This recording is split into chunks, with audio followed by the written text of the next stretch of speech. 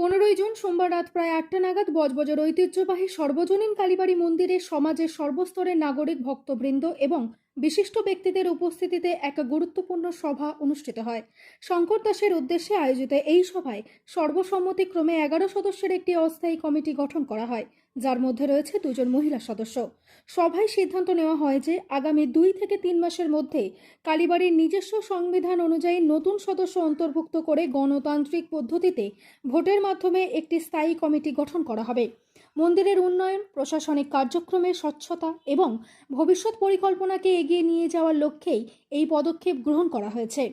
আসন্ন রথযাত্রা, কালীপুজো এবং অন্যান্য ধর্মীয় অনুষ্ঠান সুষ্ঠু এবং শান্তিপূর্ণভাবে সম্পন্ন করার উদ্দেশ্যেই এই অস্থায়ী কমিটি গঠন করা হয়েছে বলে সভায় জানানো হয়।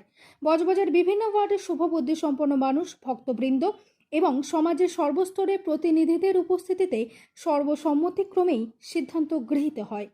মন্দিরে কি এনেছে, কি হয়েছে, কত টাকা এসছে, হ্যাঁ সবাই করেছেন, কম বেশি সবার ভুল ত্রুটি হয়েছে, আমি সেখানে দেখেছি। আজ 35 বছর রথ বন্ধ ছিল, হ্যাঁ আজকে আমার কাকু বললেন এই হয়েছে সেই হয়েছে, সেটা ঠিক আছে, আমার কাকুকে আমি সমর্থন করেই বলছি যে এই রথ কিন্তু সুনীলদা করেছেন, আর এই রথের উদ্যোক্তা ছিল চাঁদুদা।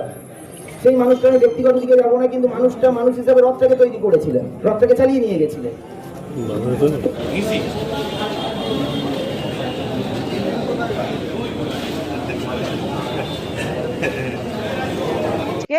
বজবজ সার্বজনীন যে কালীবাড়ি খুকি মায়ের মন্দির, এখানে একটা মিটিং ডাকা হয়েছিল এবং অ্যাডহক কমিটির যিনি হয়েছেন শঙ্কর দাস, তার নেতৃত্বে, তার উদ্যোগে একটা মিটিং ডাকা হয়েছে। এখানে সমস্ত হিন্দু সংগঠনগুলো থেকে এবং সংঘের বিচার পরিবারের সাথে যারা যুক্ত তারা এবং কিছু ডাক্তার, কিছু শিক্ষক, সমাজের সর্বস্তরের নাগরিক এসে সর্বসম্মতভাবে একটা সিদ্ধান্তে আসা হয়েছে। সেখানে 10-12 জন, তার মধ্যে 2 জন মহিলাও আছেন, তাদেরকে নিয়ে একটা আপাতত কমিটি হয়েছে, যেটা 2 থেকে 3 মাস স্থায়ী হবে।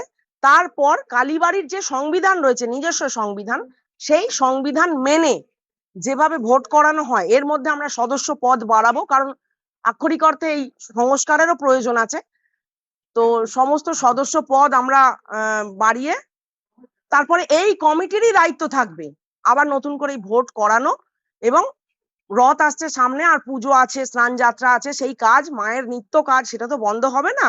সর্বসম্মতিক্রমে বজবজের সমস্ত ওয়ার্ড থেকে শুভবুদ্ধি সম্পন্ন মানুষ এবং ভক্তবৃন্দরা আজকে আগত ছিলেন, প্রত্যেকে রাজি হয়েছেন।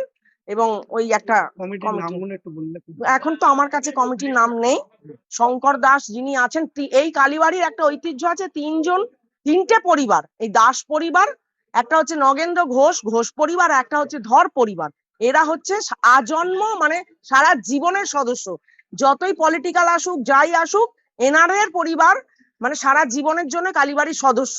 এই পরিবার থেকেই আমরা 2 জন এবং শঙ্কর দাসের উনি হয়েছেন, এর নিচে একটা অ্যাডহক কমিটি করা হয়েছে সর্বসম্মতিক্রমে। সবাই খুশি হয়েছে এবং আগত দিনে একদম আপাতত 2 থেকে 3 মাসের জন্য।